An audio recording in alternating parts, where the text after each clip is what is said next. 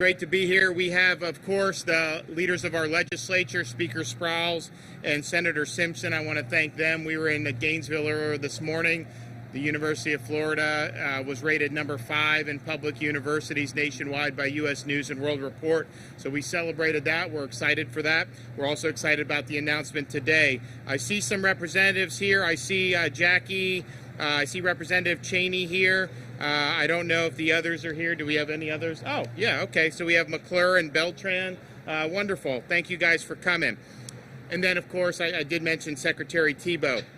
So earlier this year, the legislature provided and I signed $2 billion worth of investments for highways and seaports. And soon after I signed the budget, I asked Secretary Thibeault and his team at FDOT to not only address highway projects that had previously been deferred, but identify high-value projects that we needed to advance and that would really make a difference. And I wanted the team to take the opportunity to make really significant transformative investments in our community, and I think that they have done that. So we're here today to announce 3 major projects from these funds for the Tampa Bay area. First, we're making major enhancements and adding capacity to the Howard Franklin Bridge that will, of course, modernize the essential connection between Pinellas and Hillsborough counties and further support the regional economy.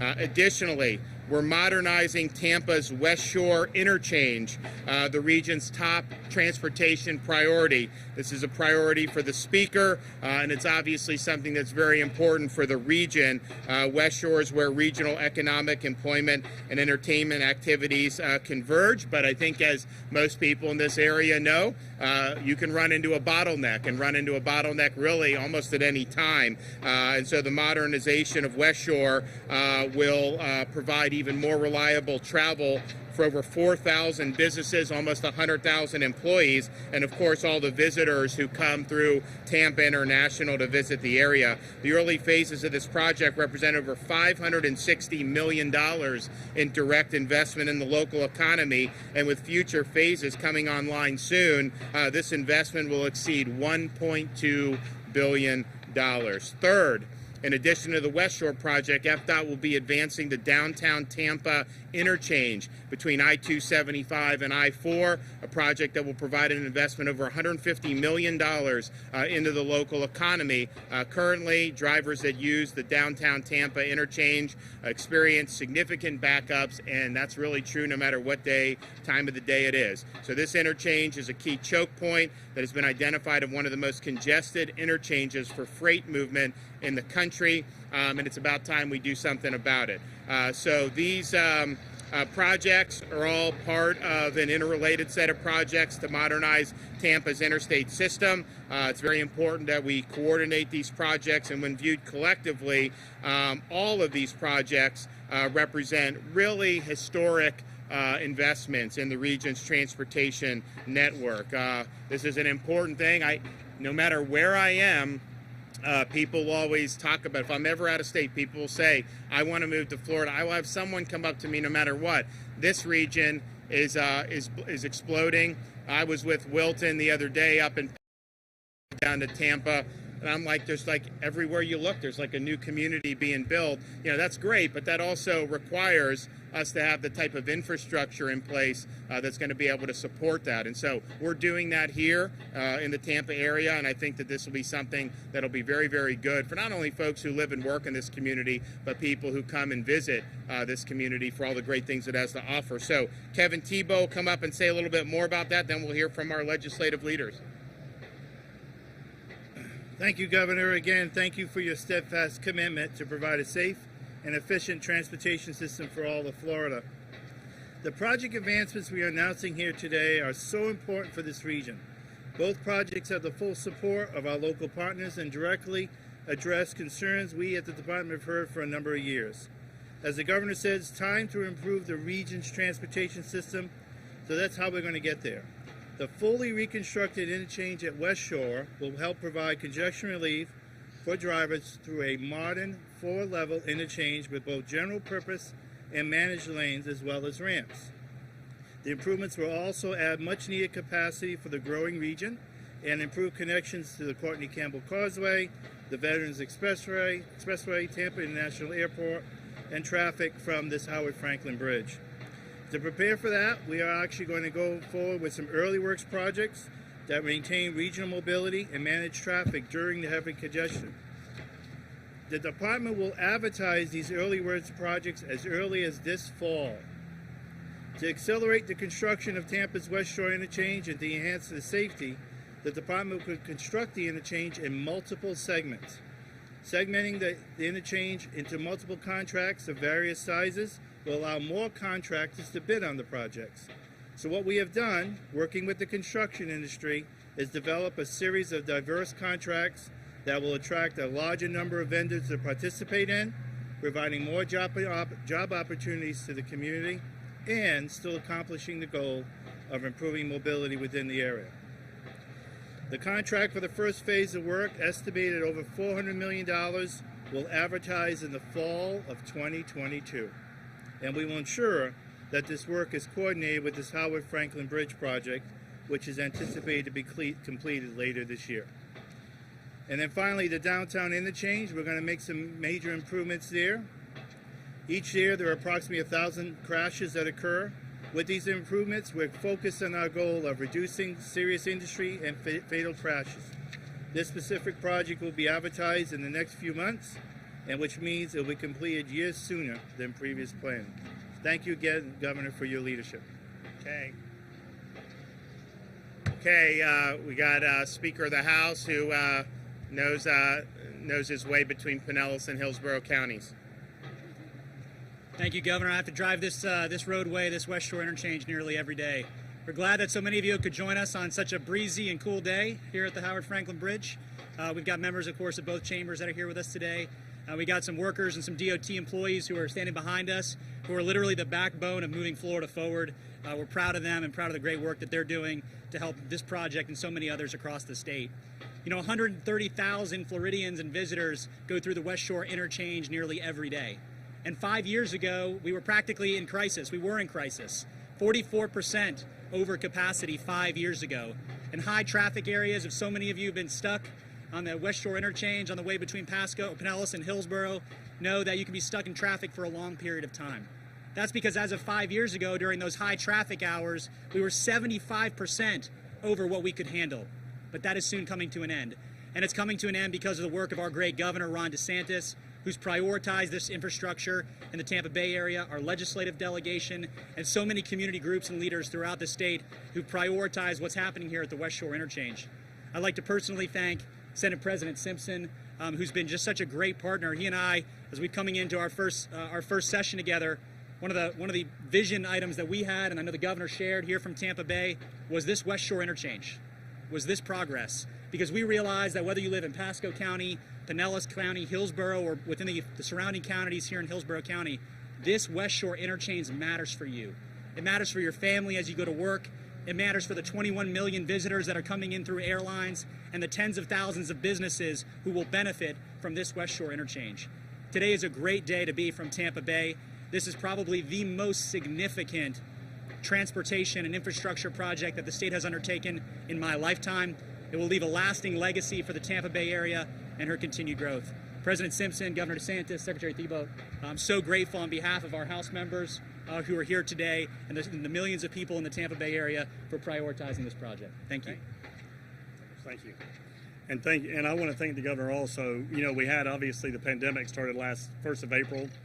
And during the pandemic, no one was on the roads. And me and the governor talked about the notion, well, why don't we build a lot more roads while there's nobody on them? And so I renamed the governor at that time the Jobs Governor. And that may sound familiar, but the truth was Governor DeSantis really pushed hard to make sure the DOT was working, and all of those essential workers had jobs during the pandemic. And this is part of the results of what you see here today. And during session, we go in and put $2 billion in the budget, which almost all of that went to build roads. So we're finally trying to get ahead of the curve.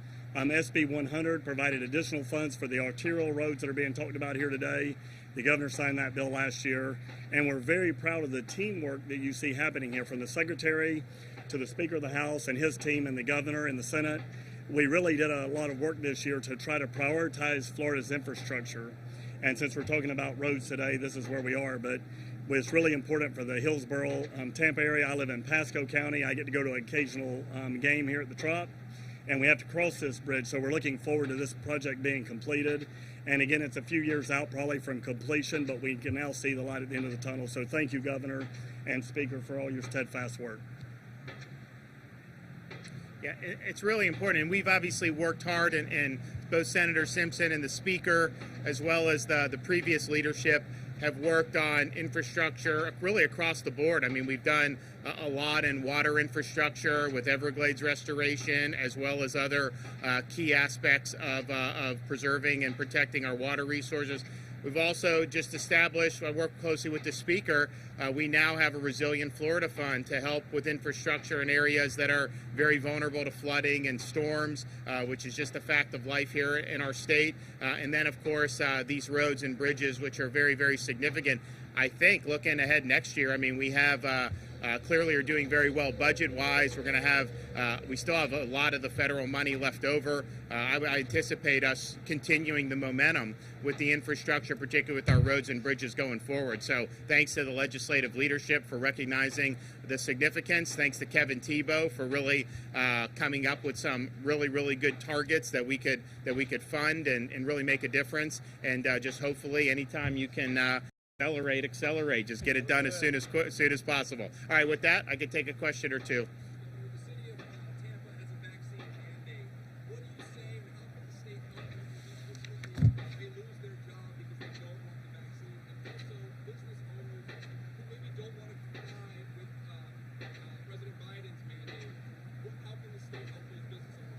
Great question. Two different components to that. So in the state of Florida, you cannot, as a government agency, fire somebody based on this decision.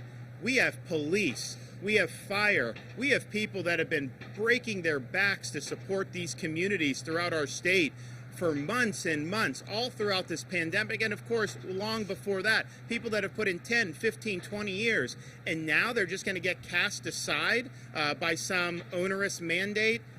That is wrong. And so we let it be known today. We're going to be enforcing Florida law against that. But honestly, it shouldn't even come to that. You know, we had folks with us today who were fire. We had folks in other utilities. I mean, really key components. A lot of these firefighters and police officers have already recovered from COVID. And now they're being told they're forced to do this, even though scientifically they have very strong protection. And you just wonder why, what is motivating that? It certainly can't be science if you're not recognizing what virtually any study has shown. But people should not lose their jobs. They should not be cast aside and thrown overboard like this based on this decision. So we're going to stand with them. Now, when it comes to Biden's mandate, Biden's mandate, I think the one that's gotten the most attention, of course, is the mandate on private employees. I mean, basically, businesses have to enforce get the vaccine or lose your job. They can do some onerous testing, but my sense is that would be way too expensive to continue with that. So the net result of Biden's policy is you're going to have good, hardworking people lose their jobs, and they're going to lose their jobs in very key industries. I mean, we've been talking about for how many months about hospitals and the staffing. You talk to any hospital executive and they will say that's their number 1, 2, and 3 concern, is being able to have a lot of staff, especially if you have expanded patients coming in for COVID or anything else. And yet, what this is going to end up doing, it's going to drive people out of a lot of key industries, including healthcare, at the worst possible time. A lot of these nurses have been working throughout COVID. Again, many of them have natural immunity, and then to force them out of their job, I just think is fundamentally wrong. We should not be allowing the federal government to attack people's livelihoods. And oh, by the way, this is something that virtually, if you go back just a month ago, virtually everybody in the administration acknowledged was not something they could do with a unilateral federal rule. And so nothing has changed about the statutes. Congress has not enacted anything different. And it's basically just unilateral action along the lines that we've seen in other areas that the courts have struck down, but really, really consequential that puts in jeopardy the jobs of millions of people throughout this country, and obviously a lot of people throughout the state of Florida. So we are obviously going to be working to fight back against that. We're looking over some of our different options. The rule has not, at least unless it came out while I was coming over here, they haven't actually put out the rule yet, so we're going to have to see what that looks like. But it's just fundamentally wrong to be firing people based on this. And you know what it will also do? It's going to harm the vaccine effort, because the way you get people is to provide them the information and to empower them to make decisions. The minute people feel like you have government coming down on them like that, I think that their skepticism gets hardened, and I think it actually will end up backfiring in both the near, medium, and long terms. And so, not constitutional. We're obviously going to fight against it, but if it will be allowed to stand somehow, I think it'll have really negative consequences for a lot of people. And again, I've not seen anything in any of these rules or mandates that actually recognize people recovering from COVID and the protection that they have as a result of that.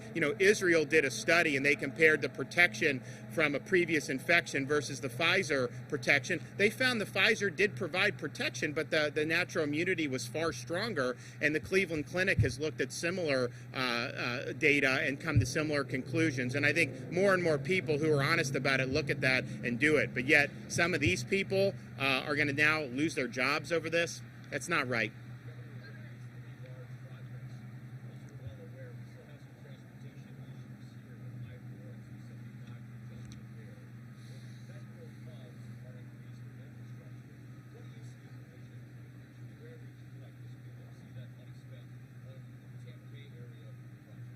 Well, I think you hit the nail on the head. I mean, I think anyone that's driving this Tampa Bay I-4, and I mean, the traffic can go far beyond even the juncture into Polk and beyond that.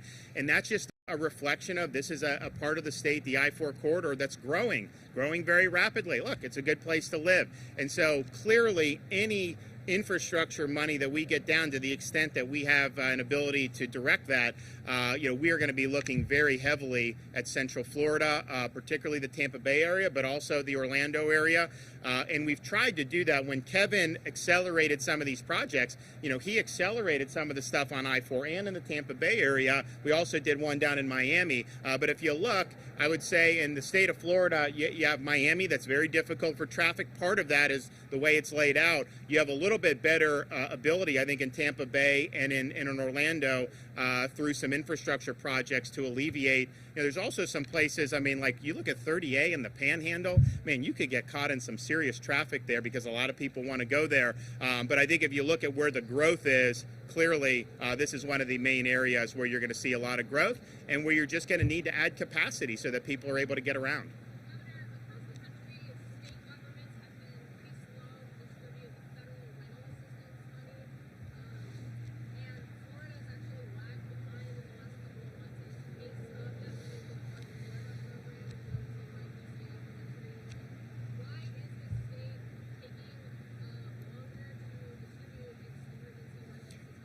They're doing it. I think it's just there's a lot of components that go into it, but it's something that I've spoken with the secretary about. I've spoken with other folks about. They understand, that we want to move it out as quickly as possible. And all this stuff, there's certain things that kind of go into when you're doing it. And, our view is basically, want to make sure people are qualified. You want to kind of do it right. And that's what we've done with all these programs. But they're doing better. They got more ways to go. And I think we'll be able to continue to see the pace increase, hopefully very soon. Okay, thanks, everybody. We'll see you guys soon. Thanks, guys. Thank you.